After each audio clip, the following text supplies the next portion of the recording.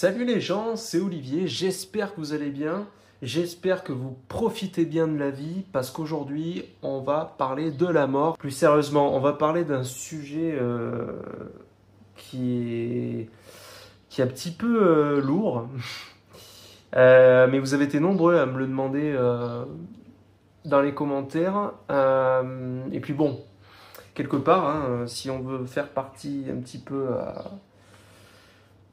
si on veut tenir des propos un petit peu philosophiques, la mort fait partie de la vie et vice-versa. Aujourd'hui, je vais parler de cette proposition de loi donc relative au droit à l'aide à mourir. Et en gros, alors, je vais parler de ce qui se passe à l'heure actuelle. Je ne vais pas faire l'historique, parce qu'en fait, c'est super compliqué. Il y a eu des lois, ça fait très longtemps que les Français... c'est un sujet qui est vraiment important pour eux. On a souvent entendu des Français dire qu'ils partaient à l'étranger pour pouvoir finalement pouvoir vivre l'euthanasie. Parce qu'en fait, c'est de ça qu'on va parler aujourd'hui, hein. L'aide médicale à mourir, l'AMM. En gros, c'est synonyme de l'euthanasie, du suicide assisté. Voilà. En gros, c'est ça, il faut dire les termes. Et c'est vrai que dans beaucoup de pays, alors j'ai pas les pays en tête, mais c'est un truc, et c'est pour ça que la France s'est un peu bougé le cul, entre guillemets, ces dernières années, et surtout là, ces derniers temps, parce que ça devient un petit peu quand même compliqué. C'est parce qu'à côté, dans les autres pays européens, ben, t'en as énormément de pays qui ont autorisé ça. Ils ont autorisé le fait d'avoir un accompagnement pour pouvoir... arriver à sa fin de vie. Et c'est pour ça que tu as eu beaucoup de témoignages de gens qui sont partis dans ces pays-là, parce qu'en France, c'était pas possible, et que ça a toujours été interdit, tout simplement. Alors après, il y a tout ce qui est les soins palliatifs, tout ça, donc parce qu'il y a aussi ça qui rentre en jeu dans cette proposition de loi, et d'ailleurs c'est le Premier ministre qui voulait que ça soit distingué, les deux. Bon, dans cette vidéo, moi, on va revenir sur ce sujet-là, mais moi, je vais vous dire aussi mon point de vue sur tout ça. Ça sera assez rapide, hein, parce que bon, après tout, c'est un sujet... moi, j'ai envie de rester en surface. Je suis pas là pour vous faire un cours sur l'aide médicale assistée, là, pour la fin de vie, l'aide à mourir. On n'est pas là pour rentrer dans les détails de ça. Si vous voulez plus de détails, vous allez... là, vous voyez, moi, là, je suis en train de lire sur mon ordi portable. C'est sur le site viepublique.fr. Et donc, c'est là où on a les dernières infos. Ça fait partie du gouvernement, hein, c'est République française. Hein, c'est vraiment ces sites qui font partie du gouvernement et où on explique un peu où ça en est. Parce que c'est en cours, hein, cette proposition de loi. Donc, on va d'abord parler de ça. Et puis après, moi, je vais donner mon point de vue. Donc, il faut savoir qu'il y a eu un dépôt au Parlement. C'était le 11 mars dernier. Donc voilà, la proposition de loi crée un droit à l'aide à mourir pour les malades majeurs contaminés par une affection grave et qui en ont exprimé la demande sous certaines conditions. Cet ultime recours est encadré. Une clause de conscience est prévue pour les professionnels de santé qui refuseraient de participer à cette procédure.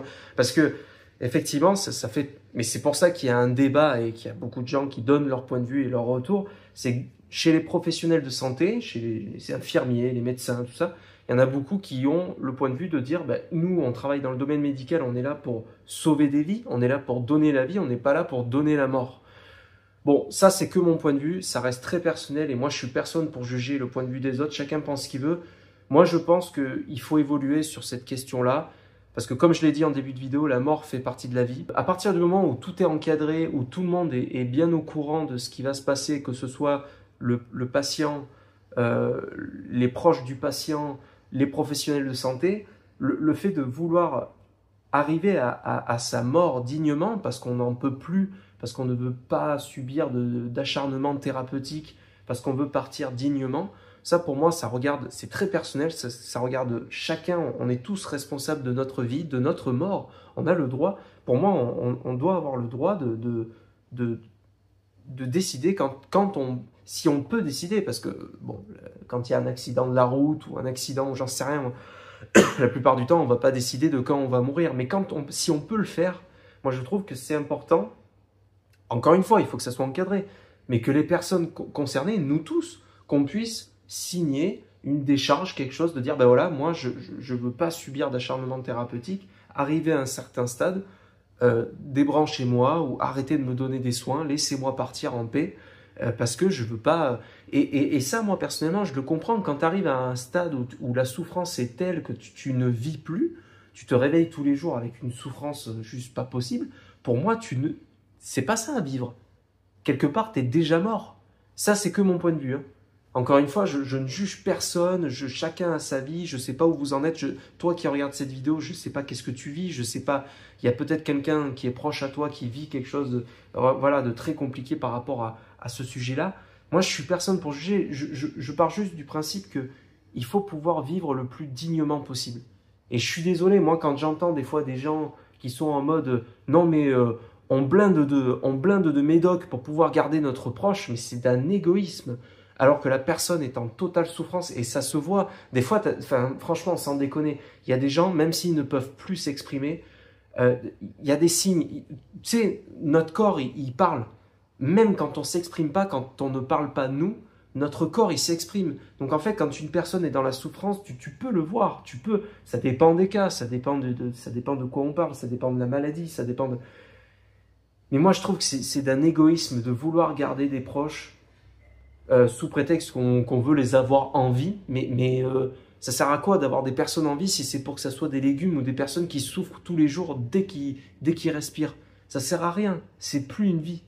Voilà, c'est que mon point de vue. Maintenant, oui, il faut que ça soit encadré, ça peut pas être fait comme ça à l'arrache, allez hop, tiens, toi t'as envie de mourir, allez, on va te piquer. Non, mais tu vois, ça peut pas être fait à l'arrache comme ça, donc bien sûr qu'il faut que ça soit encadré, bien sûr qu'il faut que ça soit fait dans les règles de l'art, que les personnes puissent s'exprimer, etc. Mais voilà. Donc là, ensuite, ce qui s'est passé, c'est que le 27 mai dernier, l'Assemblée nationale a adopté, avec modification, la proposition de loi en première lecture par 305 voix pour, 199 voix contre et 57 abstentions. C'est énorme. Tu as énormément de gens qui sont pour. De toute façon, ça fait l'unanimité. Même dans le monde politique où nous, les Français, le peuple, on a vraiment envie, il faut vraiment que ça avance sur ce sujet-là. Quoi qu'il arrive, il faut que ça avance. Plus de 2600 amendements avaient été déposés. Et là, en fait, ce qui va se passer, c'est que le Sénat examinera le texte à l'automne 2025. Le texte initial, il faut savoir qu'il a été amendé par les députés et le gouvernement. Il consistera à autoriser à accompagner un malade qui a demandé à recourir à un produit létal. Alors ça c'est important de le souligner, le malade devra s'administrer lui-même le produit. C'est-à-dire qu'à l'initial, en fait, ce projet de loi, pour qu'il soit mis en place et pour qu'il soit appliqué dans les règles de l'art et pour être dans la loi, en fait c'est le malade qui s'administrera lui-même le produit létal. Alors par contre, il faut qu'il soit en capacité de pouvoir le faire, sinon ça sera un professionnel de santé. Et encore, il faut que le professionnel de santé soit OK avec ça, parce que le professionnel de santé peut refuser de faire ça. Il y a 5 conditions pour pouvoir accéder à l'aide à mourir. Il faut être majeur, tout d'abord, ça paraît assez logique. Il faut être français ou résider en France. C'est-à-dire que tu peux pas arriver, tu peux pas venir d'un autre pays et tout, et arriver en France un week-end et dire allez hop, tiens, je vais me faire euthanasier. Non, ça se fait pas comme ça, tu vois. Il faut que tu habites en France et il faut être atteint d'une affection grave et incurable, quelle qu'en soit la cause, qui engage le pronostic vital en phase avancée ou terminale. Donc en fait, ça concerne vraiment des maladies graves et que c'est un stade avancé. Ensuite, le quatrième truc qu'il faut pour pouvoir accéder à l'aide à mourir, il faut présenter une souffrance physique ou psychologique constante, réfractaire au traitement, qu'on ne peut pas soulager, ou insupportable selon lui, enfin selon la personne, lorsqu'il a choisi de ne pas recevoir ou d'arrêter un traitement. Parce que c'est ça, ça concerne vraiment, à partir du moment où il va y avoir des souffrances physiques trop compliquées et que la personne n'a juste pas envie de se battre. Parce qu'il y a des gens qui ne veulent pas partir dans un acharnement thérapeutique, et ça se comprend. Ça se comprend, ça se respecte. Voilà. Les députés ont ajouté qu'une souffrance psychologique seule ne peut en aucun cas permettre de bénéficier de l'aide à mourir.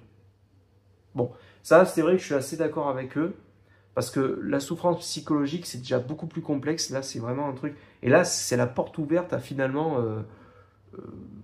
Enfin, ça y est, quoi. En fait, la personne qui a envie de crever, c'est en fait du suicide assisté par l'État. Enfin, je sais pas comment expliquer, assisté par le système, justement. C'est qu'en gros, tous ceux qui vont se suicider parce qu'il y a une fragilité émotionnelle ou mentale, bon après, là, c'est encore un autre débat. Le cinquième point pour lequel, pour pouvoir bénéficier de cette aide à mourir, il faut être apte à manifester sa volonté de façon libre et éclairée. Voilà, en gros, il faut que ce soit toi qui dise, ok, oui, je suis ok à recevoir l'aide à mourir si, voilà. Que ça soit pas la pression d'un proche ou que ça soit décidé par une personne tierce. Une tierce personne, pardon. Faut que ça soit toi, en ton âme et conscience, que tu décides ça, et c'est tout à fait normal. Bon, là j'ai fait à peu près grossièrement le tour. Voilà, moi je trouve que c'est un sujet qu'il faut prendre avec des pincettes, mais moi je suis assez pour. Je trouve que c'est un sujet où il faut à tout prix évoluer, il faut à tout prix avancer sur ça, parce que les autres pays l'ont fait, et, euh, et il faut pouvoir accéder à ça. Il faut que les personnes puissent dignement décider de leur mort, en fait, hein, de décider de ne pas vivre dans la souffrance.